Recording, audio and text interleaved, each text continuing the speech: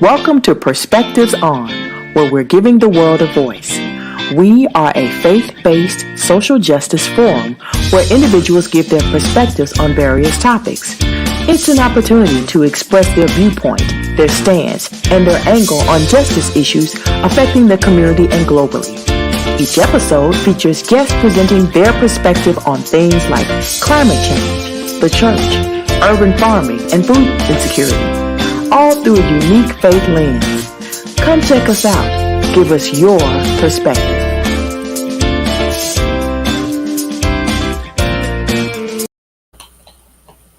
Welcome to Perspectives On, where we're giving the world a voice.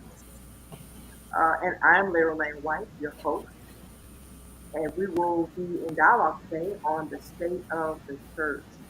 It's a conversation happening all over clergy communities around the world, in all religions, and just about every church. We are seeking God's wise counsel and ourselves to answer the question, what will be the new norm for the church? How has virtual technology affected worship traditions and trends? What impact has shelter-in-place restrictions had on religious freedom? And how has the church addressed the economic and health needs of her people? And finally, what strategies are on the board? What are we talking about in terms of reopening the church? So today, I'm blessed to welcome those perspectives for our dialogue with three authorities joining us from some very significant parts of the country in interactive dialogue. And if you're watching, if you just tuned in, I want to encourage you to please share this uh, on your Facebook feeds, so that we can invite more to be a part of this discussion. First, we have the Reverend Dr. Susan H. Buxton. She is the senior pastor of Allen Temple AME Church in Atlanta. We also have the Reverend Dr. Jim Higginbotham, who is the professor of pastoral care at the Earlham School of Religion. And we also have the Reverend Dr. Charles Boyer. Dr. Boyer is the senior pastor of Bethel AME Church in Woodbury, New Jersey. And he is also the executive director of Salvation and Social Justice. I would like to welcome everybody to the discussion. I'm so pleased to hear from you. Glad to have you here as part of this discussion. Uh, let's see. Let's start out with Dr. Buxton. Please, share with us. Talk about a little bit about your ministry, who you are, and what's going on in your ministry. Amen. Well, thank you, Dr. White. I appreciate the opportunity to come and share with your community tonight, our community. My name is Susan Buxton, and I serve as the pastor of Allen Temple African Methodist Episcopal Church in the city of Atlanta, Georgia. This is a new charge for me. I've been there since June of 2019, and it's an older congregation in Northwest Atlanta. We are 153 years old, and we serve a population in our community that is largely African American, predominantly African American, and the church itself is growing and thriving and shifting its understanding of how we operate and function in community, in as well a community that is also shifting in a reurbanization for the city of Atlanta. We are just we're loving doing ministry, and many of the people right now we're seeing, as many of us are, we're seeing a brand new normal, and it's exciting because there are so many opportunities for us to meet the needs of those in our community. And it's also challenging because while it's exciting, we recognize that there are people who are hurting, and we have to be able to be there for them as well. Absolutely, absolutely. Dr. Higginbotham, Dr. Jim, could you just share with us who you are? Tell us a little bit about yourself. and you say what? Well, I am Jim Higginbotham. I've been teaching for 15 years at Earlham School of Religion, Pastoral Care. Um, Earlham School of Religion is a Quaker institution. I'm actually ordained in the Christian Church of Disciples of Christ, and it's a progressive school that looks to teach people for social transformation through spiritual formation. Is one of our taglines. Personally, I've been doing workshops with congregations and pastors around coping with this, the psychological and spiritual effects of quarantine, and the uncertainty of this virus is really having a difficult effect on everyone, pastors especially, who are working more and having less personal contact, and therefore in some ways getting less fulfillment from what they do. But the needs are great, as Dr. Buxton said, and the opportunities are also there for new styles of worship and new ways of engaging people. Thank you so much for that. That is absolutely true. Uh, and finally, we have the Reverend Dr. Charles Boyer. Dr. Boyer, please share with us who you are and talk a little bit about the state of your ministry there in New Jersey. Well, thank you so much. It's certainly a blessing and a privilege to be here and to share with you this evening. I'm the pastor of Bethel African Methodist Episcopal Church in Woodbury, New Jersey. It's a historic city, and the church is located in a very rooted and grounded Black community that has really been there from pretty much the founding of the nation. The congregation, the church actually was received pastoral care from Richard Allen. It was part of the Southern New Jersey circuit because we're only about 15 minutes outside of Philadelphia. So we have very historical roots within the African Methodist Episcopal Church. So it's a great privilege to serve there. I've been there about 5 years. And they always say it takes about 5 years to really become people's pastor. And I can attest to that. A very loving congregation, and it always has been. So we are definitely on a trajectory of growth. And the church is doing wonderful things. And one of the major projects that launched 2 years ago was a statewide advocacy organization, public policy organization, Salvation and Social Justice. These are two tenets that are actually within the mission statement of Bethel. And so we launched this advocacy organization, which has grown, and the root of this organization, or the theory of change, is unapologetically Black and Black faith rooted, because that has always been what has changed public policy and brought about freedom for Black people in the American context. And we would argue that not only has that happened within the Black faith context, but even most specifically, a lot has been within Black Methodism. So whether you're talking about Richard Allen or Sojourner Truth or Frederick Douglass, they all affected public policy, freedom, and liberation, and they come from Black Methodist roots. And so Salvation and Social Justice really seeks the liberation of Black people and the abolition of structural racism within the state of New Jersey from a Black faith-rooted context. Oh, that is awesome. That is awesome. And how appropriate that history is in providing some momentum for those of us who dare to, preach the word of God, to just kind of carry that spirit with us. Let's get right into our discussion. And let's see. The first question is, how has ministry addressed the economic and health disparities across communities and contexts?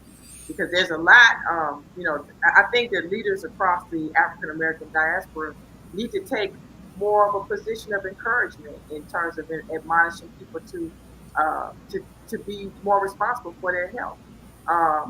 Which one of you? I think I don't think I talked about, who I would direct that question to in particular. But if anyone if anyone of you have anything to share about how they see ministry has addressed the economic and health disparities across, the various contexts, church contexts in particular. Well, I'll start. Okay. I think the the question posed, how has it infringed on, right? Um, I think that where we are right now has infringed, and I say that tongue in cheek, it's infringed on a way of life that we have understood as the way to worship. Um, it has infringed on the status quo of our traditions. It's infringed on uh, our comfort level. It has taken us out of our comfort zones. And we can either take that as an opportunity or we can see it as a hindrance.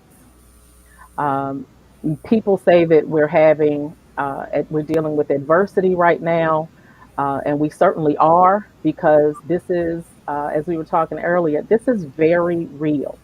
COVID-19 is very real. It is in our faces. It has completely shifted the way that we do ministry. And we have to have a clear understanding that it's not happening for nothing. There are modes and methods that we have been using that have not reached people uh, whom we have had a desire to reach. And so I like that it has shifted people out of comfort zone. I get excited when people have to when things have to shift. And I know that people start scrambling. It's like that duck, underneath the water. Everything's paddling, but we have to redefine what we identify as the church. And essentially, it's not just it's redefining what we see as the tradition in the church. Because God already showed us and already told us, Christ already showed us that the church is the body of Christ. The church is here, it's not the building. And I think that that has truly shifted. It's just infringed on our perspective of what we see as church or Agreed. clarified it. Agreed. But when we talk about the how do we address some of the disparities across the community?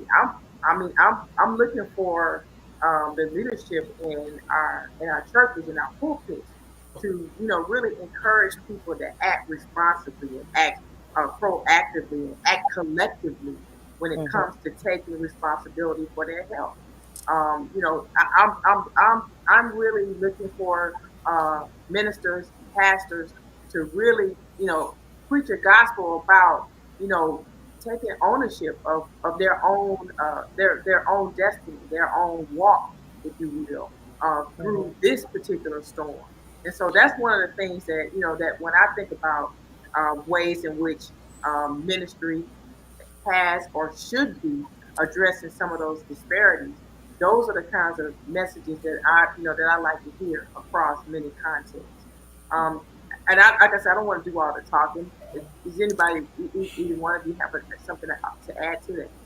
Well, it's so important that you are framing this first question in terms of the economic disparities, because although this virus is a public health threat, it really is an economic issue, maybe even more poignantly, more importantly. Uh, I think your audience is well aware of the disparities of cases of COVID and the deaths of COVID. Those who are most vulnerable are the ones who are most threatened by this and are catching it the most. The challenge for the church is that it's not just individuals; it's a system of structures that have placed these people in harm's way and given them fewer resources with which to cope with it. And the decisions being made are economic ones that benefit the powerful and the rich, of course, and not persons of color and the poor. And so it's not just encouraging our congregants and our students or whomever to find ways to cope better and to feel safe, but we need to be addressing the powers that be. I'm a part of a couple of groups, Faith in Indiana and Faith in Action, that are Faith in Action is a national network of local faith communities that advocate for justice and economic justice and racial justice. A call in a little bit with the head of the Hispanic caucus to advocate for the Hispanic folk that are on the front lines in so many cases in meatpacking plants and other places. I was on a call yesterday with the mayor, with 30 clergy in Indianapolis, Indiana, and we were pushing the mayor to set aside money for those who are poor and undocumented. These are the kinds of things, among others, that need to be done to try to change these disparities. Absolutely. And Dr. Higginbotham, could you also talk a little bit about, just to kind of shift the conversation just a little bit, can you talk a little bit about that notion of that suspending services at the very beginning of it? There was a notion that, a lot of pastors rejected the idea of suspending services because it infringed on our religious liberties. What's your, just what did you think about that, and have you noted some changes in that mindset now? Well, I think there's an ebb and flow around the response of pastors and churches to that issue, and I can sympathize with the sense that we can't meet together. There is something very powerful about community that meets and shares in the sacraments and shares in the singing live and the rituals and the hugs and all of it means to be community. But as I think Dr. Buxton referred to and others have noted, the body of Christ is not just a physical entity. We are connected by the Spirit. We are connected by how we live and worship together, regardless of whether we're in the same place.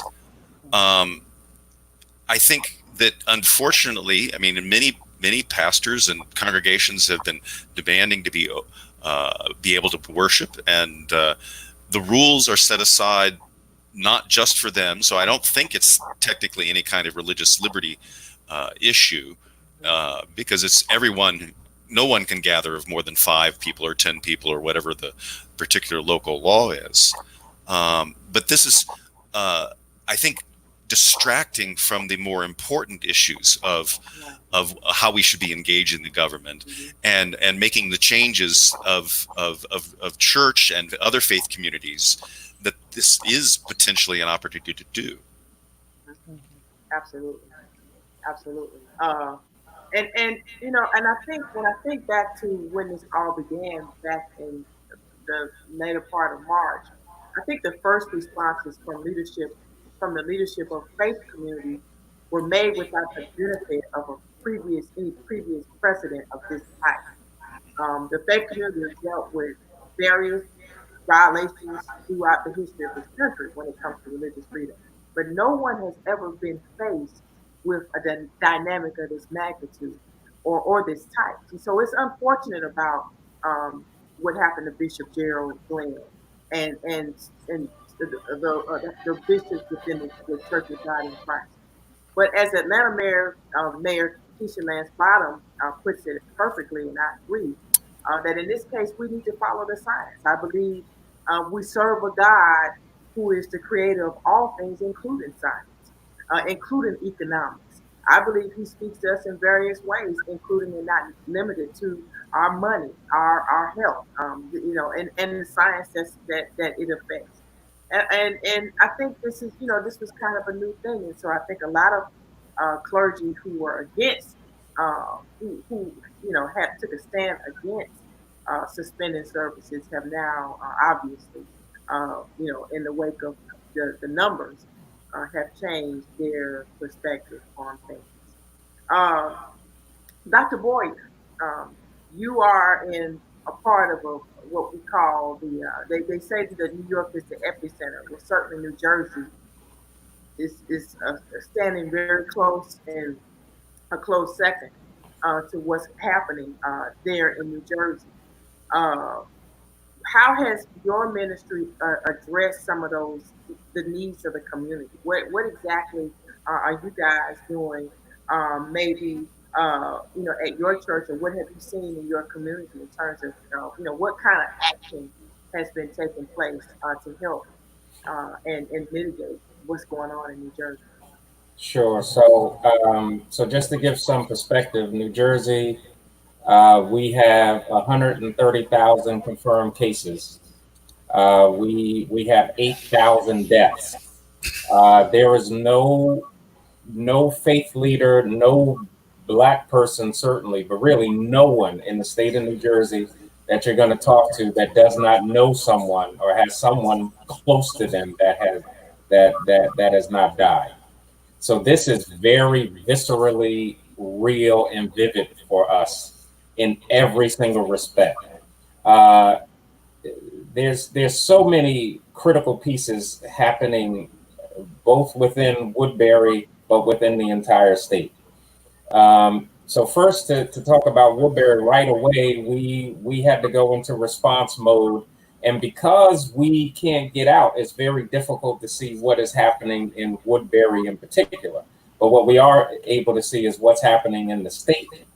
And we're able to know what's happening to the Black community as a result. So one, in the education system, New Jersey is one of the most diverse states in the nation, but it's one of the most segregated states in the nation.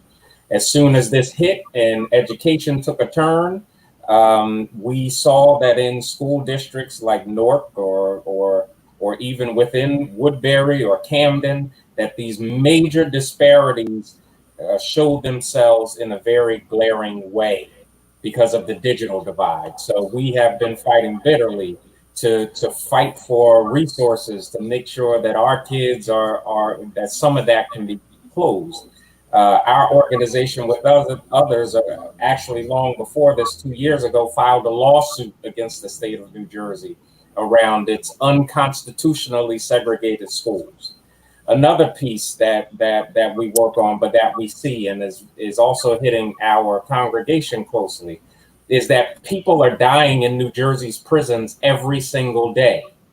And the data is overwhelming, that we know that people over the age of 50 are extremely unlikely to recommit crimes, especially violent crimes.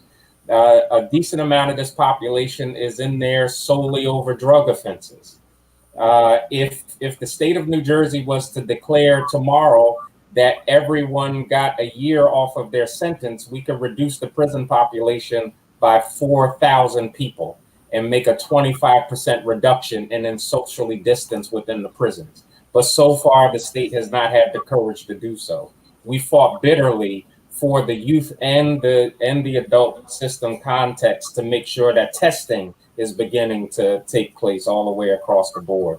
So those are some of the major pieces. Obviously, economically, Black communities are going to be devastated. So we are beginning to try to put together the kind of infrastructure necessary so when the relief effort happens, that because Black people are disproportionately dying, disproportionately losing jobs, disproportionately going to be affected because of foreclosures and rent situations, that we should be disproportionately represented in the recovery dollars. So our governors and our legislators have no qualms ever talking about how we need to put money to small businesses, how we need to put money into this industry or that industry, but yet we have pure silence when it comes down to massive economic stimulus in the communities most impacted. And that is a role for the faith community, to speak truth to power, to say that which is not being said. And so our role as faith leaders ought to be to press on these issues that other folks are not talking about. Mhm. Absolutely. Yeah. Anybody else have And, anything? and I think that one of the pieces for that for me is to really get the people who are in the faith community, grounded and rooted in the faith community, to understand that they are a part of the community. We always we just have this view that because we show up on Sunday, the rest of the world is okay. Right. And that's why it is incumbent upon us to really stand in the pulpit and preach the word of God, reminding people that Jesus came, and Jesus came so that we all might have life and life more abundantly. That we don't just have scraps, we don't just get what somebody's giving to us, but that we are also empowered and endowed with gifts and talents that will make room for us as business leaders, as politicians. We must speak that we have a voice in our own community and in our own empowerment. That's my word. Like, we have a voice in that, and we must make sure that we are telling people that you can speak to situations, and that as faith leaders, we're not afraid to stand with people who are making noise when their community when their community is being taken advantage of. Amen. And you know, that is so, if I for a minute can touch the first question you have, because I think the point that you just made is absolute. And we have to preach and be prophetic on health issues and personal responsibility, right? We have to be prophetic internally, but we do that pretty good. What we don't do is what the Black church is anointed, called, and what God raised it up to do, which is be prophetic externally. All Yeah, right. And so the issues around health, if we think about the social determinants of health, which is massive economic oppression, redlining, segregated poverty, poor education outcomes, mass incarceration, the militarized policing that takes place, the generations of trauma that we have gone through, from slavery the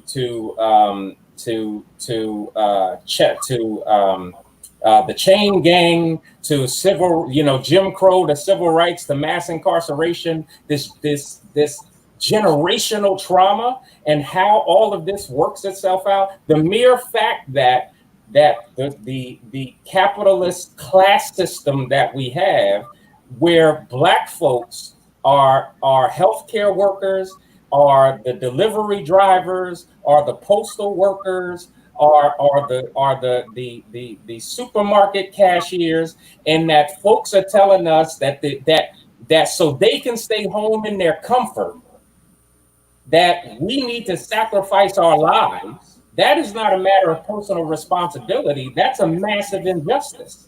And no amount of talking about personal responsibility gets around that. So we need specific policy issues to advocate for, because all of a sudden we're essential workers.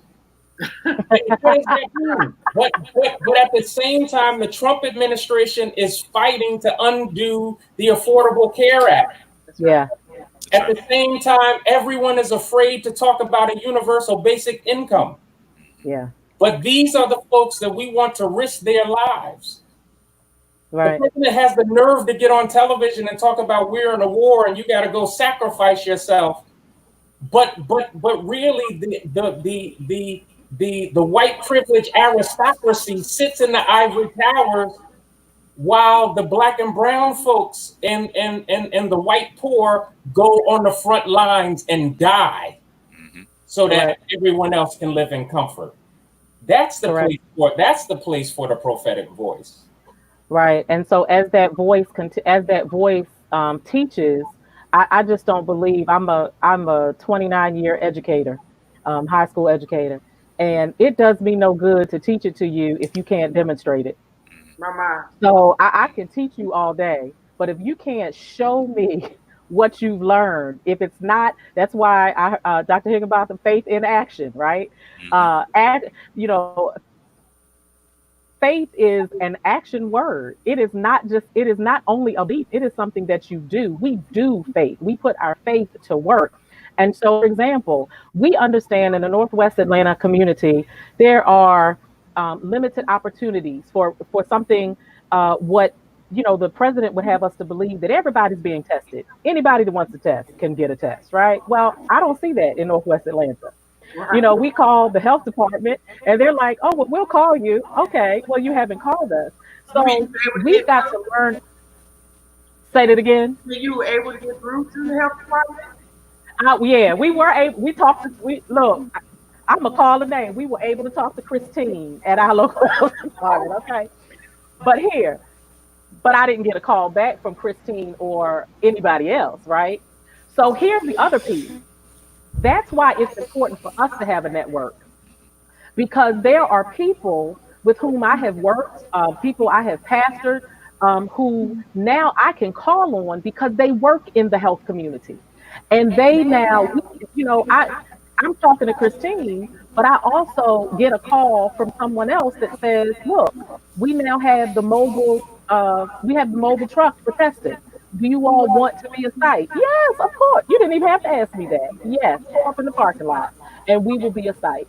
And so and now the key for me is, how do we get people who are already afraid of going to a doctor, who already believe that that's not for them, to make sure that they come to get tested? That's a piece, that's my next piece, right? How do we get you to come and not hide, but to actually come and face a concern that is affecting you and your community? Yeah, so we have to do those. We can't just say, I need y'all to be safe. We've got to make a way for people to start with that baseline and get tested too. And I really feel like the church has a responsibility to the communities that it serves to do that, to Most definitely. to provide a platform where people are comfortable coming, um, and are willing to step out on their faith, and go and come out of their comfort zone. That's definitely critical. Uh, I hope this is an opportunity for the white community to learn of how racism is manifested economically. Racism and economics have been in existence since the beginning of our country, and I'm hoping that maybe this will be a wake-up call for those who are not already awoke, that the white community has to use its privilege to break down these systems of oppression, to join with, as allies with persons of color, in addressing these systems, for healthcare for all, to living wages, to universal wages of, and have enough to be able to live well. So in the white community, racism is so often only related to bias and prejudice, but we who are faithful need to recognize that it's really a systemic issue that has to be addressed in a manifest number of ways, as we've been talking about. Mm-hmm. Absolutely. I'm glad you brought that up, because that kind of takes, when we talk about the systemic issues and how the systemic problems and how we've addressed those problems, it brings me to that whole that question about, there's a lot of talk also about the CARES Act, and most specifically how the CARES Act is impacting the church, and what kind of provision is being made for the church. For example, with the paycheck protection plan. Can any one of you address the controversy surrounding the church receiving government funding, be it a paycheck protection program. Because there are some that believe that, if the church starts accepting government funds, then that will create there's this notion that faith organizations or churches would be required to adhere to laws like the ability to hire and discriminate based on religion. So, which is another way of infringing upon religious liberty. Can any one of you address or just kind of give a perspective on how you feel about that, or what is the notion? Well, I just read an article today that a large percentage of Catholic congregations have applied for the payroll protection program, and quite a few Protestants. So it's a widespread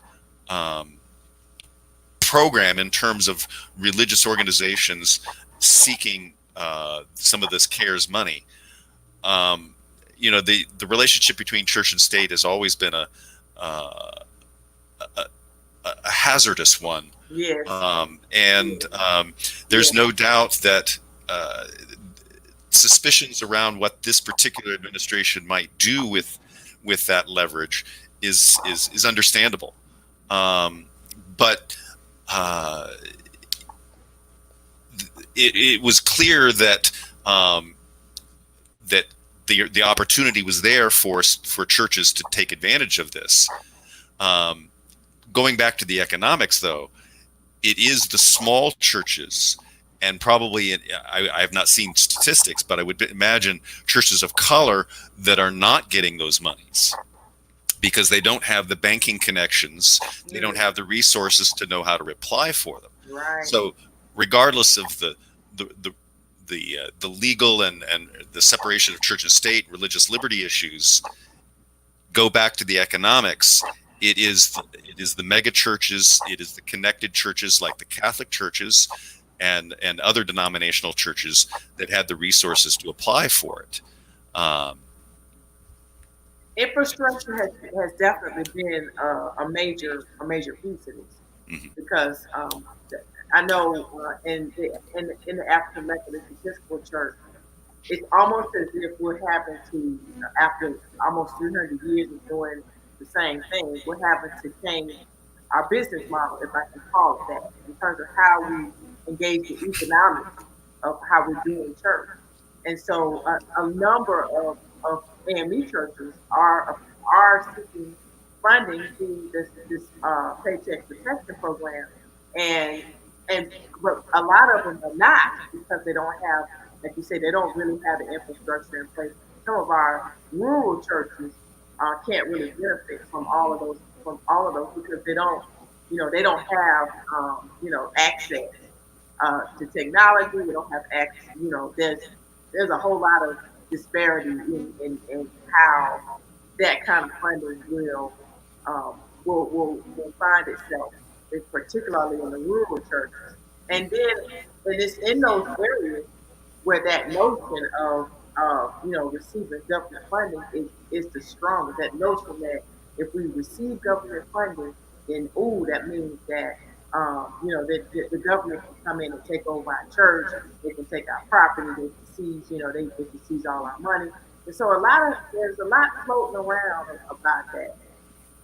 What I really wanted to kind of get off into, though, is how does the CARES Act make provision for our churches, and does even the larger churches, or I'll say the medium-sized churches that aren't affiliated with the denominations, how will those churches fare in this process?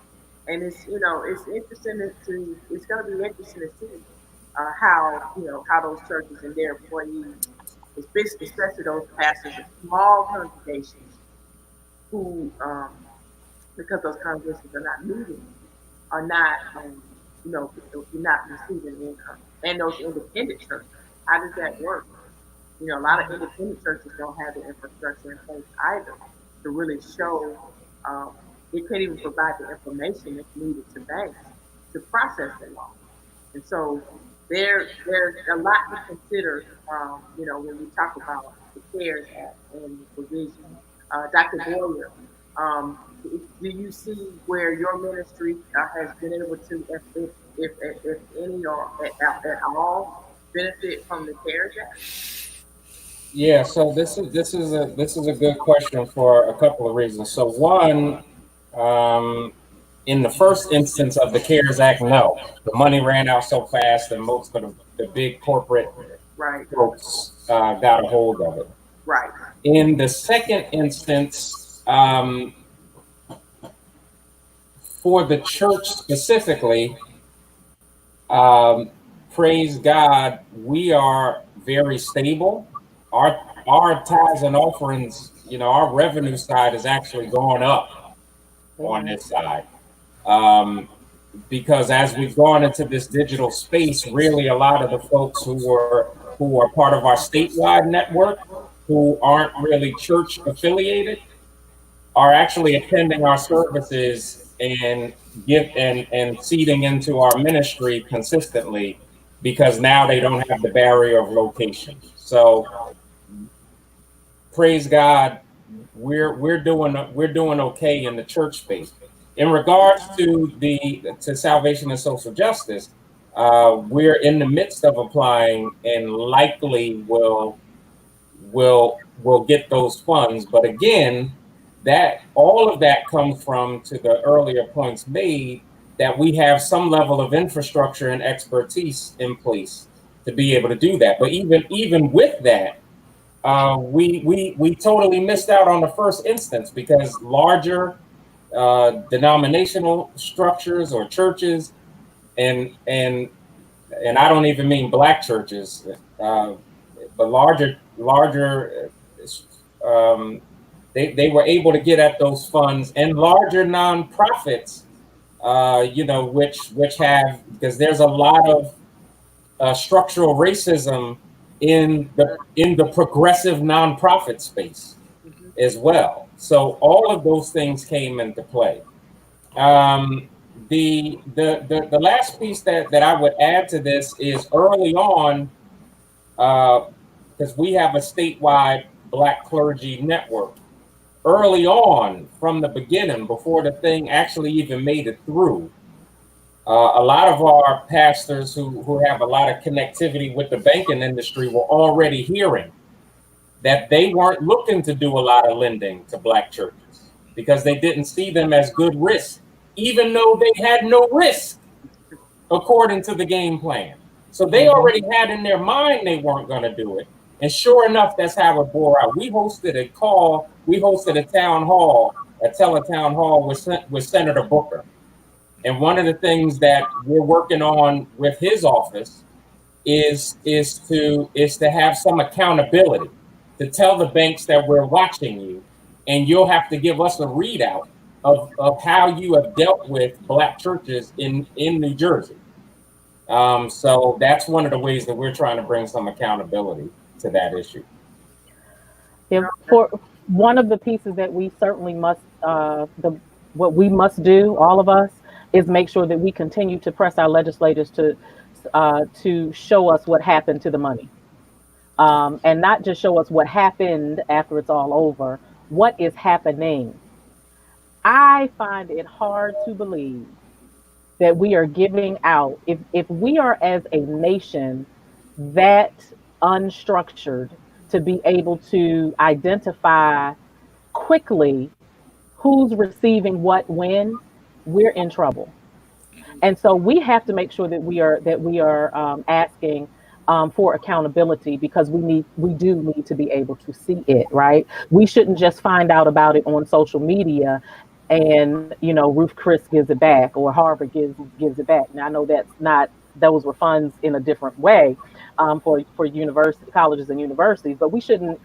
Our social media should not just be our, somebody shouldn't just be finding it out there, right? So we are a church who applied for the Paycheck Protection. We did not get it on that first round. We have received notification that we were approved for Paycheck Protection, right? And so And so I'll leave that there. But here's the piece that was so amazing to me. Even the narrative that was shared within our church structure, because that's all I can talk about. The narrative that was shared was one that really did not align with what the federal government was saying, as it relates to how you apply and what can be, what could be, what it could, and how you access it. I'll put it that way. Like what can it can be used for certain pieces, right? Um, uh, we got information that, anything associated with payroll, just put it all down. But then, on the other end, we were able to have a conversation among Black church leaders with, those who sit in the federal government and the Small Business Administration, um, to note that, and it makes sense that it's, anybody who has paid taxes. And let me tell you the band-aid that this rips. It doesn't, and I just, this is a band-aid that it rips off. We have historically just been poor stewards of handling funds in many churches. We still have churches who put all their money in a bag and count it later. That's it. We still have churches who are, people are getting, checks, or people are getting cash on Sundays, and the church then, who now finds itself needing to be able to use funds or apply for funds at this level, they're not able to do so. Now, I know I'm not responsible for anybody else's accounting but Allen Temple African Methodist Episcopal Church.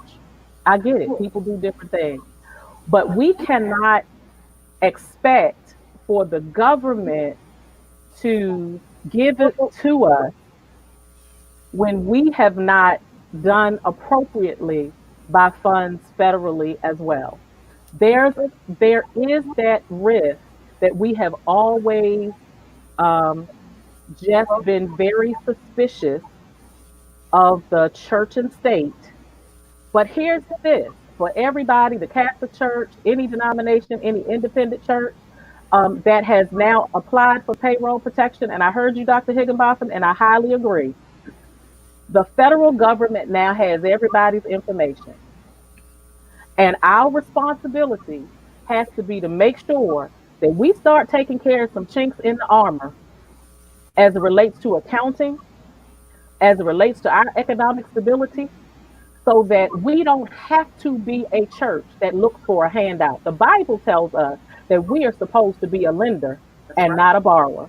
That's The, right. the church should have been the place in the community where people can come to get assistance because we are able, because they're walking in our overflow.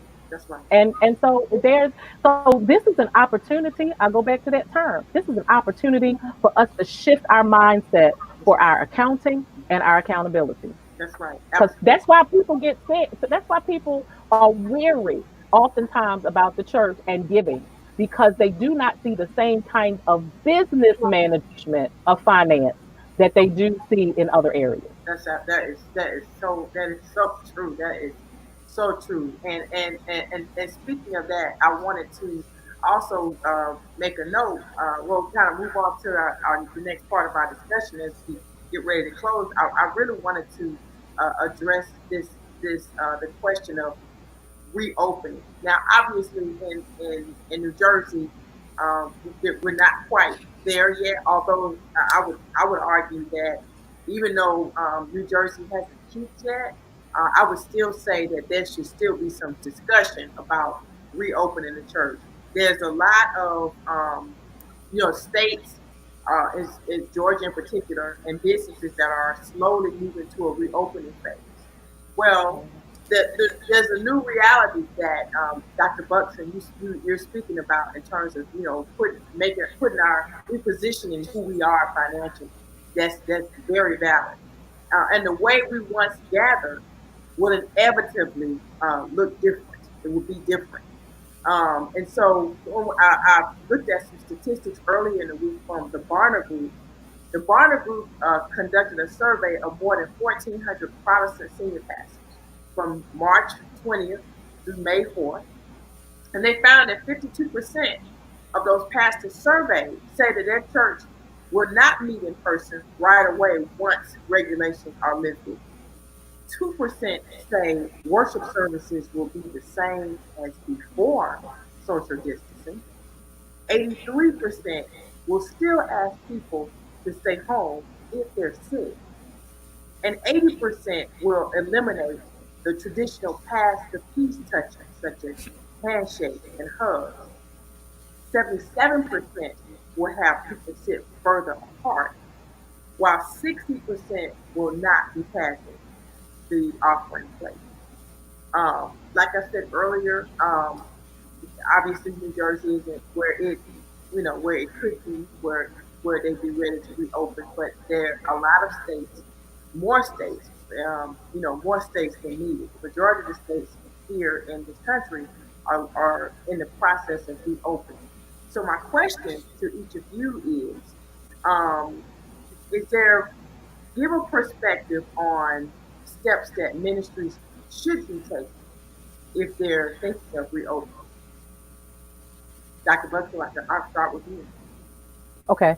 Well, we do have our health ministry, have gathered our health ministry team that has certainly expanded to deal with, to include our trustees. Of course, they're responsible for the welfare of all physical property and our security ministry, etc. So everybody, they are meeting, and the meeting is actually tomorrow. I wish I would have like some details for you right now, but I know what I've asked. The one thing is that we look at what does opening look like safely, and all of what you said. We're going to be saying to people, if you are ill, please do not come.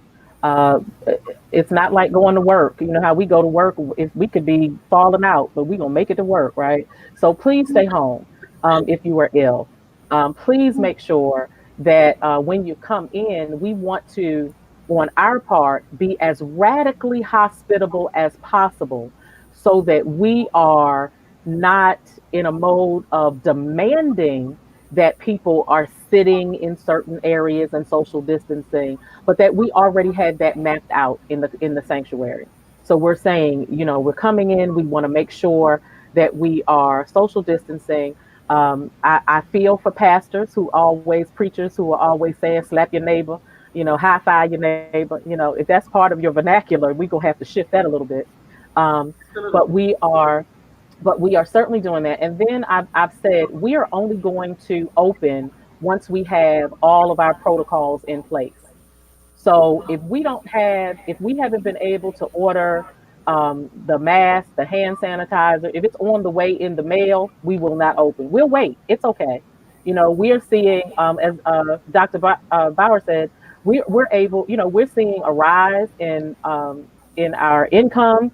We're seeing more people coming and sharing with us. We're gonna keep pressing, and we're gonna maintain this trajectory of a virtual opportunity. But so the team has come together and they're making suggestions because they are the health professionals. I'm not like Donald Trump. I'm gonna listen to the people who are health professionals, That's right. and I'm gonna take their recommendations as to what we need to do to go back into the sanctuary. And until all of that is in place, we're gonna be fine. We'll be okay. Sounds good. Sounds good. And believe it or not, as one who has a background in church administration, I take to heart the way that churches operate. I've advised a number of churches on ways in which they can structure and restructure themselves.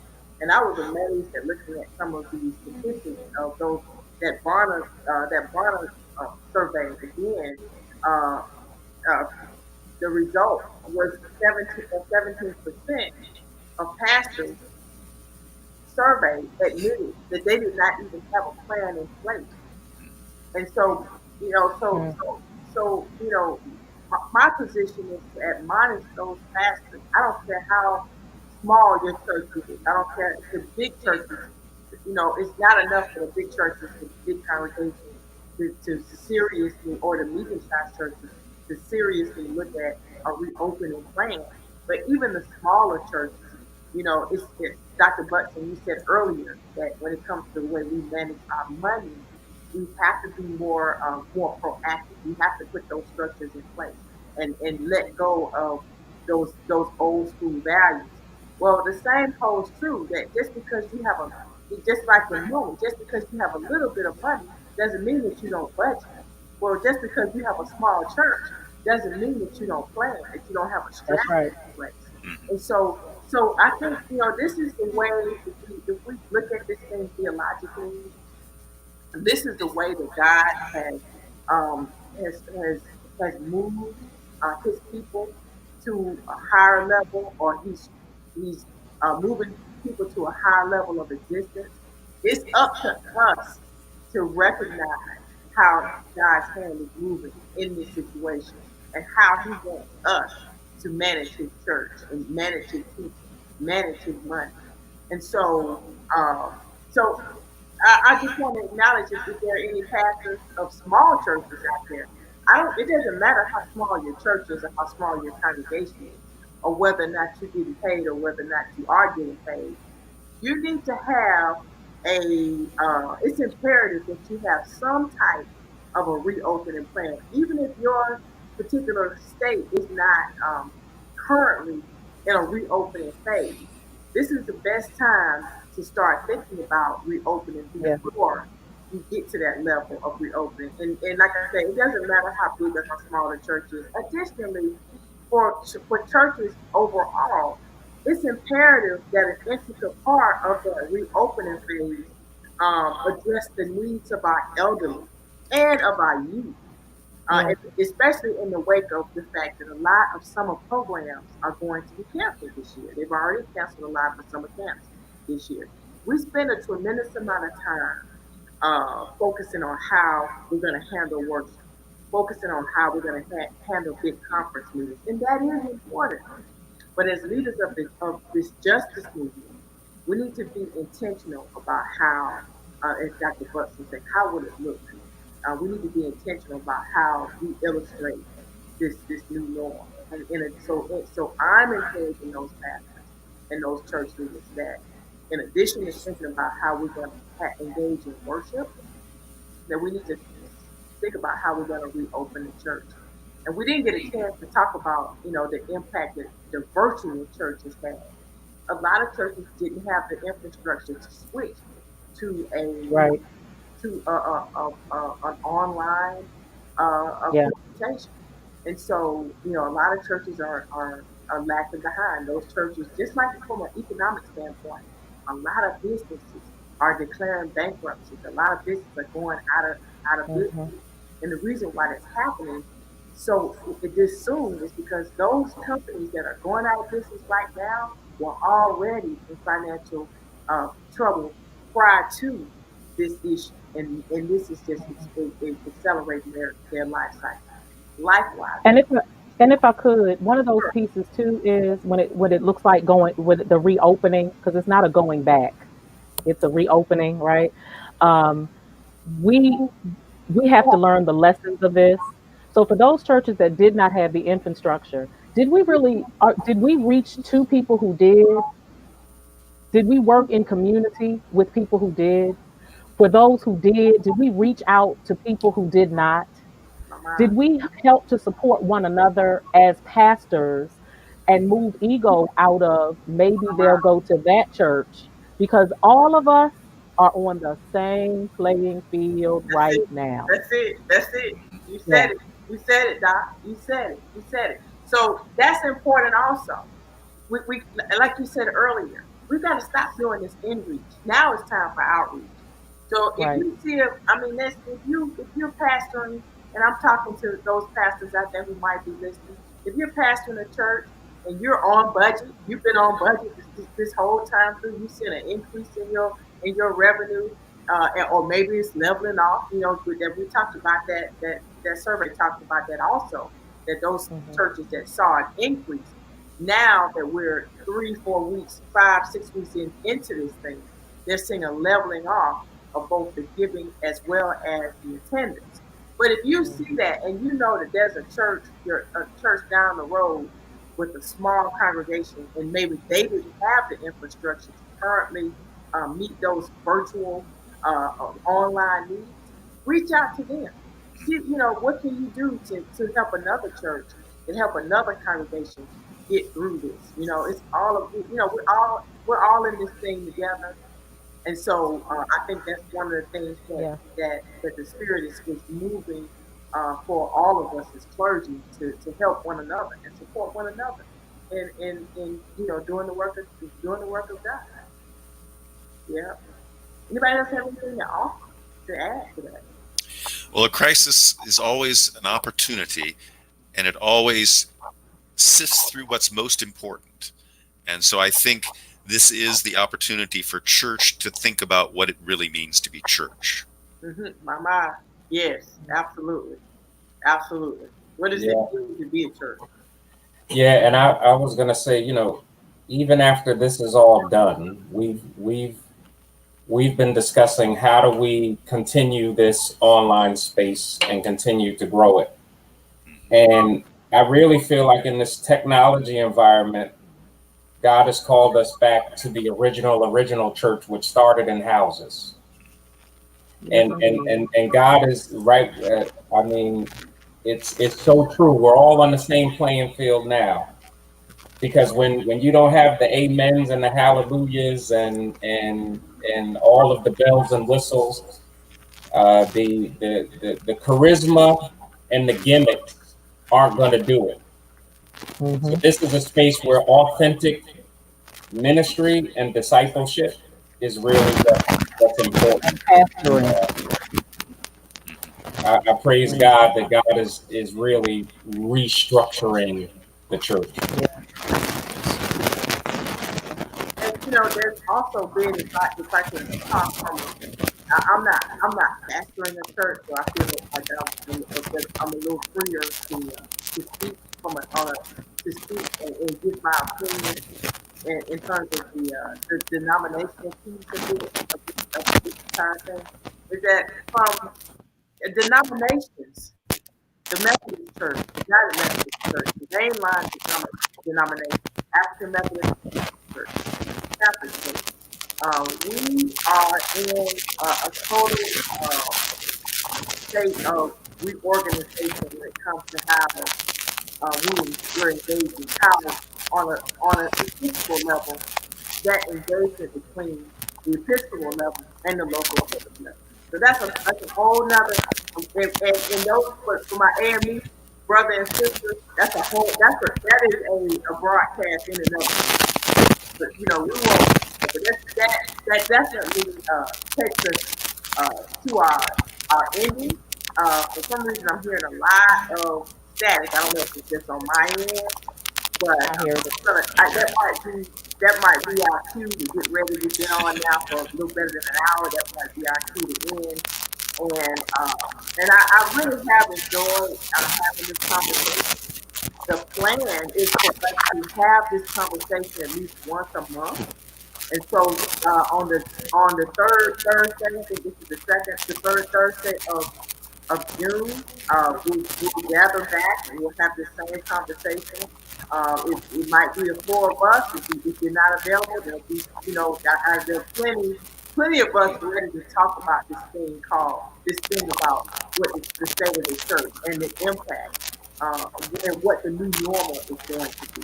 So having said all of that, I thank everybody for being here. Thank everybody for participating. And I thank all of the viewers for listening and tuning in. On next week, we're going to talk about the new norm for young men and young women and how we can talk to our young people about this new norm and ways in which, and look at the ways in which it is affecting them. So come back on next Thursday at 6:30, where we'll have this conversation. We'll engage in conversation again, but this time specifically about our young people and our millennials in particular. And having said all of that, again, thank you all for listening.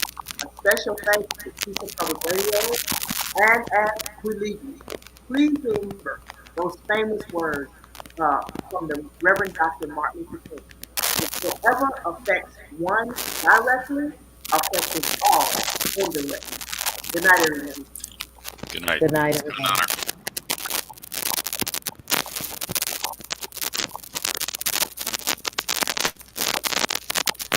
Welcome to Perspectives On, where we're giving the world a voice. We are a faith-based social justice forum where individuals give their perspectives on various topics.